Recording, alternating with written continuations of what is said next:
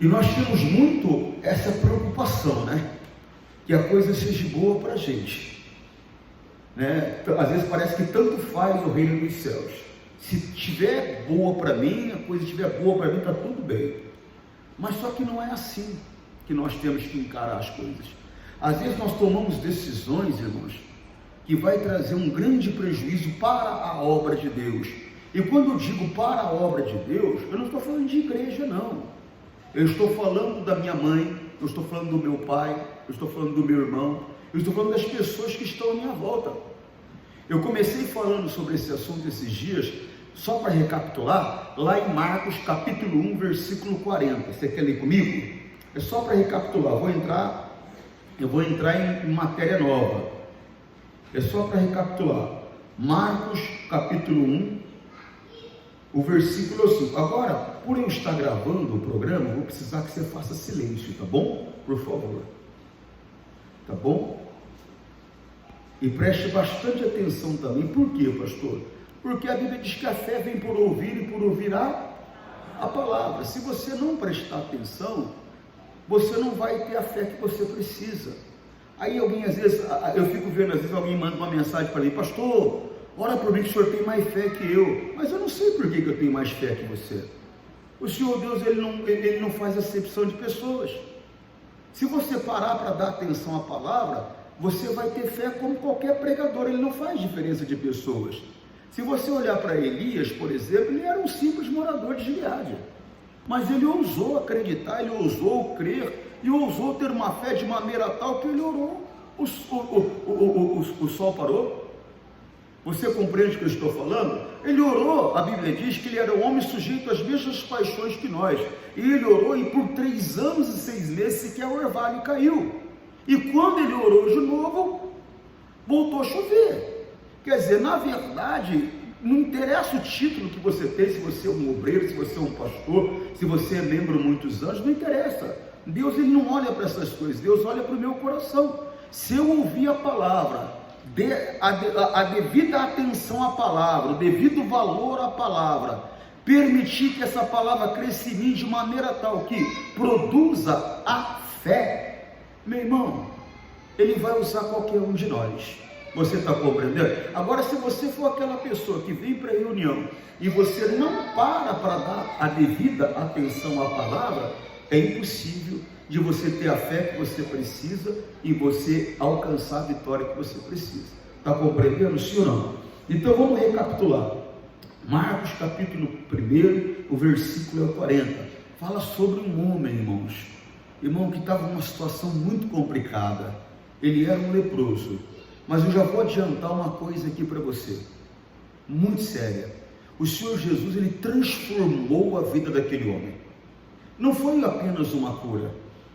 Não foi apenas uma cura. Tem cura que não muda a vida da pessoa. Ela só ficou livre de um mal que a atormentava numa determinada situação. Mas tem situações que o que Deus faz pela pessoa transforma a vida da pessoa completamente. Por ele ser leproso, ele não podia casar. Por ele ser leproso, ele não podia viver em sociedade. Por ele ser leproso, ele não tinha como trabalhar, e não tendo como trabalhar, quem é que tem dignidade sem trabalho, irmão? Quem é que pode sustentar a família? Quem é que pode comer? Quem é que pode vestir? Ou seja, quem pode ter dignidade sem ter trabalho? Uma pessoa que não tem um trabalho, ela está sem a dignidade foi roubada dessa pessoa. Então aquele homem, na verdade, aos olhos da sociedade, ele era a escória da sociedade. Mas só que ele teve encontro com Jesus, irmãos. E o Senhor Jesus transformou a vida dele. Mas apesar de Jesus ter transformado a vida dele, ele começou o relacionamento dele com Jesus, irmão, com um ato de rebeldia, com um ato de desobediência. Ele não respeitou a palavra que Jesus deu para ele. E tem muitas pessoas que Jesus transformou a vida dele, transformou a vida dela, mas o relacionamento que ela tem com o Senhor Jesus é um relacionamento de rebeldia, que diz respeito, de desobediência às orientações que o Senhor Jesus traz para ela.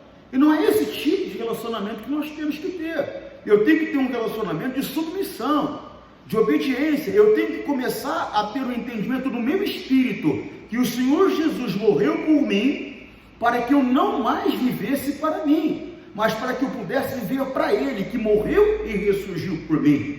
Mas na verdade, na maioria das situações, nós estamos tendo um relacionamento com o Senhor Jesus, onde parece que é o seguinte: Ele que tem que viver em função de nós. Se Ele não fizer, então eu não quero. Se Ele não operar, então não me interessa. Se Ele não fizer, então eu não venho mais na igreja. Quer dizer, errado. Estamos olhando e andando num caminho errado. Preste atenção para você entender. Vou ler na linguagem de hoje. Um leproso chegou perto de Jesus, ajoelhou-se e disse: Senhor, eu sei que o Senhor pode me curar se quiser. Jesus ficou com muita pena dele, tocou nele e disse: sim, eu quero. Você está curado. Vamos para Almeida, Revista e Corrigida. Vamos lá. Que é a linguagem que você está tradicionalmente acostumado a ouvir. E aproximou-se dele um leproso, que rogava-lhe e pondo-se de joelhos diante dele, dizia: se queres, bem podes limpar-me. Você vê que ele estava como diante de Jesus? De joelhos, né? É símbolo de humildade.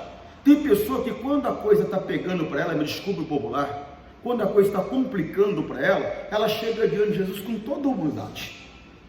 Toda humildade. Tem pessoa que quando começou na igreja, você acha que ela estava preocupada se o ar-condicionado funcionava, se não funcionava? Você acha que ela estava preocupada se o banco estava rasgado, se não estava rasgado, se o som estava sujo, se não estava? Você acha que ela estava preocupada se ela ia ajoelhar, se sujar a roupa dela ou não? Não. Ela chega toda humilde. Por quê? Porque ela está sofrendo. Ela está padecendo. Ele chegou todo humilde diante do Senhor. Ele era leproso. Ele chegou todo humilde, se ajoelhou diante do Senhor Jesus e tudo. Mas preste atenção. O comportamento nosso, irmãos, se é de humildade no início, tem que ser de humildade no final também. Eu não posso ser humilde diante de Jesus na minha dificuldade e no momento que o meu problema foi resolvido, vamos dizer dessa maneira, então eu pego e mudo meu comportamento. Não. Eu tenho que continuar humilde e submisso à orientação que Jesus traz. Amém? Vou começar de novo. E aproximando-se dele um leproso que rogava-lhe e pondo-se de joelhos diante dele, dizia: se queres, bem podes limpar-me. E Jesus, movido por grande compaixão, estendeu a mão e tocou-lhe e disse: quero ser limpo. Eu tenho explicado que a compaixão é um passo acima da dó, né? Às vezes eu olho e sinto dó de uma pessoa, mas fico só com dó. A compaixão não, ela faz com que eu me mova a favor dessa pessoa. Eu olho, eu fico com dó, mas eu me obrigo a fazer alguma coisa por ela. Eu tomo uma atitude, eu faço alguma coisa por aquela pessoa porque eu me coloco no lugar dela. Você está compreendendo o que eu estou falando? Sim ou não? Vamos lá, 42. E tendo dito isso, logo a lepra desapareceu e ficou limpo. Presta atenção nisso aqui, 43. Advertindo-o severamente, logo despediu e disse-lhe: olha, não digas nada a ninguém, porém vai e mostra ao teu sacerdote e oferece pela tua purificação o que Moisés determinou, para que ele sirva de testemunho. Então ele falou: o negócio é o seguinte, você vem cá. Jesus praticamente deu uma bronca nele: preste atenção, eu te ajudei, você está curado, não fale para ninguém, você entendeu? Só fale com o sacerdote. Vai lá, oferece o sacrifício que Moisés determinou que deveria oferecer, mas não fale mais nada com ninguém. Você entendeu, rapaz? Sim, senhor Jesus. Vamos lá, 45. Mas, tendo ele saído, começou a apregoar muitas coisas e a divulgar o que acontecera. Olha aí, olha aí, Jesus transformou a vida dele, mudou tudo. E ele começa o relacionamento dele com Jesus, irmão, com rebeldia. Ele não obedeceu a orientação de Jesus, fez o oposto que Jesus falou para ele. E quantos de nós estamos na mesma posição, igreja? Começamos um relacionamento com Jesus e o nosso comportamento é de rebeldia. Ele transformou nossa vida financeira, ele transformou nossa vida conjugal, ele transformou nossa vida no que diz respeito à saúde, ele transformou nossa família, e agora ele fala: faz assim, nós não queremos fazer, fazemos diferente do que ele falou, e isso vai trazer um resultado aí. Qual foi o resultado que trouxe? Preste atenção. Mas tendo ele saído, começou a pregoar muitas coisas e divulgar o que acontecera, de sorte que Jesus não podia entrar publicamente na cidade, mas conservava-se fora, em lugar deserto, e de todas as partes iam ter com ele. Agora Jesus não podia mais se aproximar, agora Jesus tinha que se manter distante. A nossa desobediência impede que a obra dele se manifeste na nossa casa, na nossa família, impede que ele se aproxime dos nossos. Por quê? Porque nós não obedecemos, nós atrapalhamos a obra dele na vida dos nossos. Quantas pessoas estão clamando pelo filho, mas ela não obedece, Deus não pode chegar até o filho dela. Quantas pessoas estão clamando pelo marido? Me lembrei de um caso agora muito bizarro. Eu me lembro que eu era pastor da cidade de Jaboticabal, aqui no interior de São Paulo, e quando terminou o culto, uma senhora veio conversar comigo, e ela falou assim para mim: pastor, eu queria que o senhor orasse pelo meu marido. E eu falei: tudo bem, qual é o problema do seu marido? Pastor, ele bebe muita cachaça. Eu falei: ele bebe muita cachaça? Ela falou: ele bebe, eu preciso que o senhor ore por ele para ele parar de beber. Eu falei para ela assim: senhora, me desculpa, posso falar? Ela falou: não, pode falar. Eu falei: mas a senhora está num cheiro terrível de cachaça. Ela falou: não, eu bebo cachaça, mas eu não tenho problema não, porque eu não brigo com ninguém. Ele toma cachaça e briga, por isso que eu quero que ele pare de beber. É bizarro, não é? Mas só que tem muitas pessoas fazendo isso com Jesus. Ela quer que Jesus abençoe a família dela, quer que Jesus transforme a vida financeira dela, quer que Jesus transforme a vida empresarial, ou seja, só que ela não é dizimista, só que ela não é uma pessoa que tem comunhão com Deus, ela não se relaciona com Deus em oração, ela não faz o que a palavra manda, ela não obedece, ela vai o oposto daquilo que Jesus diz. Jesus fica impedido de chegar para abençoar, ele não podia mais entrar em cidade nenhuma, ele tinha um plano. Por isso que ele falou para ela: não fala para ninguém, você vai atrapalhar meu plano, você está entendendo? Não conta, só vai e fala com o sacerdote, porque agora ele não podia mais entrar em cidade nenhuma, e ele tinha um plano de entrar em cidade, ele tinha um plano de ir em casa, ele tinha um plano de ir aldeia em aldeia. Irmão, tem situações que nós temos que ir a Jesus, mas tem situações que não, ele tem que vir até nós. A sogra de Pedro, ele teve que ir até lá, levaram ele a ela, ela não tinha condições, ela estava acamada, ela estava com uma febre alta. Jesus foi até ela, pegou na mão dela, orou, aí ela levantou e começou a servir Jesus. Mas Jesus foi até ela. E tem situação não, que trouxeram pessoas até Jesus. Aí sim a pessoa foi até Jesus, mas teve situação que Jesus foi até a pessoa. Às vezes Jesus, ele quer fazer uma obra na nossa vida, irmão. Ele quer responder uma oração, ele quer responder um clamor. Só que se você não obedecer, se nós não obedecermos, ele não tem como chegar. Nós mantemos ele afastado das nossas vidas. Então, o nosso relacionamento com ele não pode ser assim, um relacionamento de rebeldia. O nosso relacionamento com ele tem que ser um relacionamento de submissão. E isso em toda situação. Lembra? O homem não vive só de pão, mas de toda palavra que sai da boca de Deus. Tem coisas que Deus vai me mandar fazer que é tranquilo. Por quê, pastor? Porque vai de acordo com o meu plano, com o meu sonho, com o meu desejo. Mas tem coisas que Deus vai me mandar fazer que vai ser um sacrifício enorme. Primeiro eu vou ter que me negar, às vezes eu vou ter que entristecer uma pessoa que eu amo, porque eu não vou ter como concordar com ela, e aí vai, mas eu tenho que obedecer a Jesus. Olha a situação de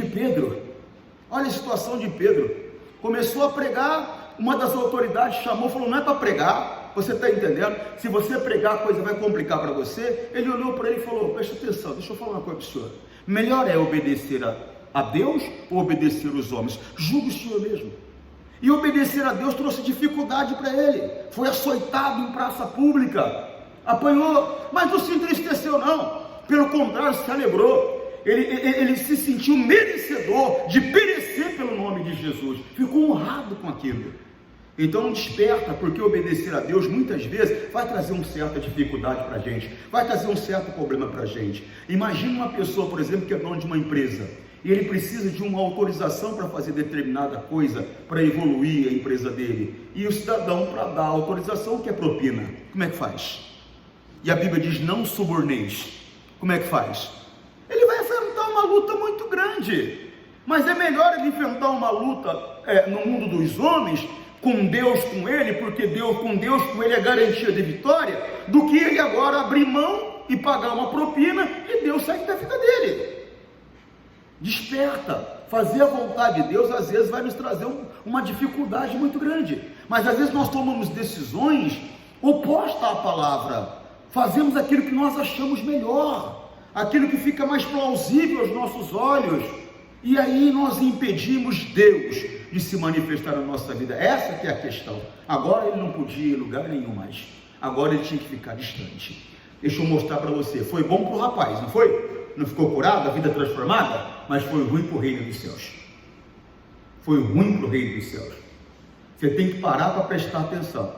Se é bom para o reino dos céus primeiro. Lembra? Buscar em primeiro lugar o reino dos céus e a sua justiça. Você tem que ver primeiro se é bom para o reino dos céus. Porque às vezes é bom para você, mas não é bom para o reino dos céus.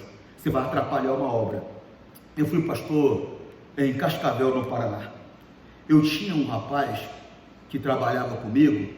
Pensa num rapaz dedicado, pensa num rapaz esforçado, mas é aquele negócio, irmãos, o relacionamento entre família, a gente tem problema de vez em quando, não tem? Não tem? Às vezes um irmão briga com o outro, né? Às vezes o marido discute com a esposa. Por quê? Porque o relacionamento humano ele é assim mesmo. Mas se há amor, tudo se resolve. A Bíblia diz que o amor tudo suporta. Se há amor, tudo se resolve. Você compreende o que eu estou querendo dizer? Sim ou não?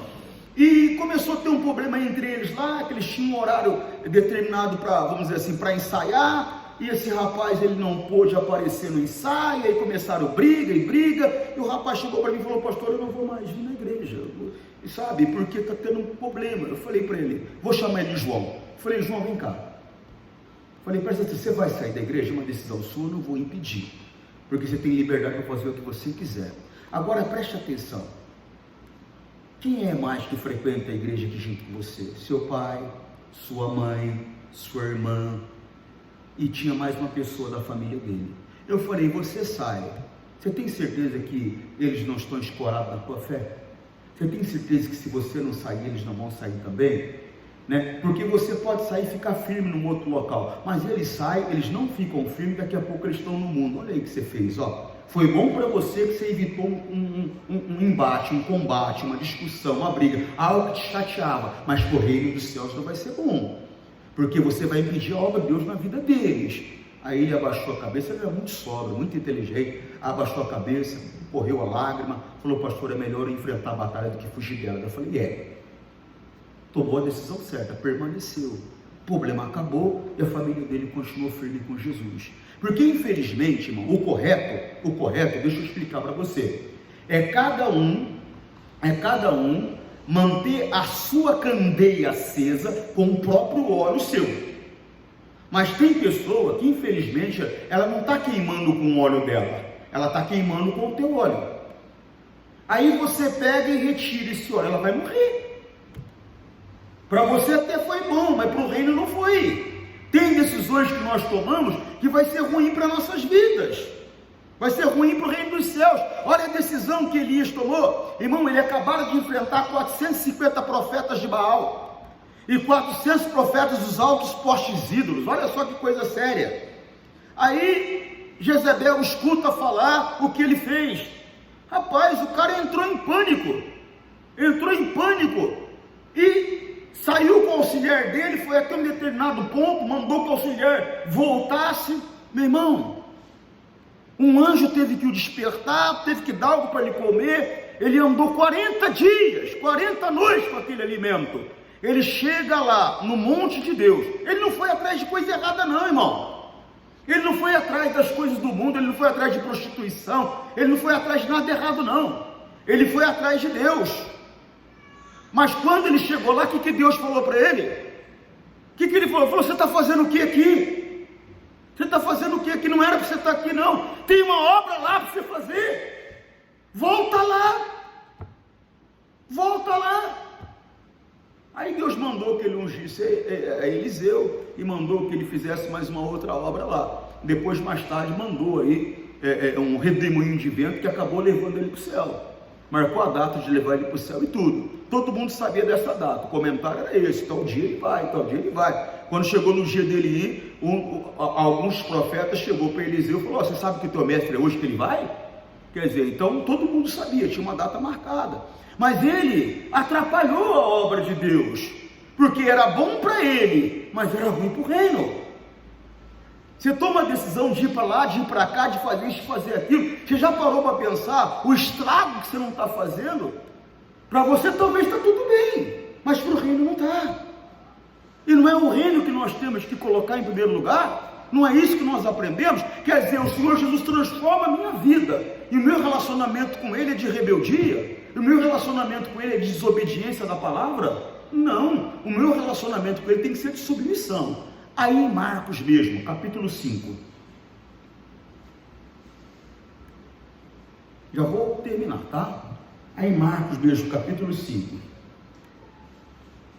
e chegando, versículo 1, e chegando à outra margem do mar, a província dos Gadarenos, e saindo ele do barco, lhe saiu logo ao seu encontro dos sepulcros um homem com um espírito imundo, o qual tinha sua morada nos sepulcros, no meio, nos sepulcros, e nem ainda com cadeias o podia alguém prender, porque tendo sido muitas vezes preso com grilhões e cadeias, as cadeias foram por eles feitas em pedaços, e os grilhões em migalhas, e ninguém podia amansar, e andava sempre de dia e de noite, clamando pelos montes, pelos sepulcros, e ferindo-se com pedras. Vê que situação, essa é a situação de uma pessoa presa na mão de um demônio.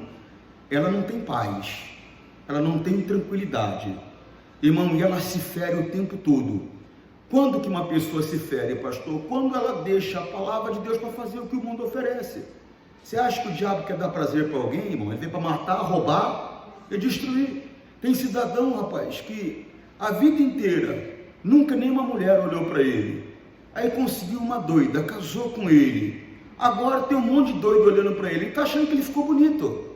Será que você não percebeu que é um demônio para destruir o teu casamento, rapaz? Será que você não percebeu que é um demônio para acabar com a tua família, para separar a tua família?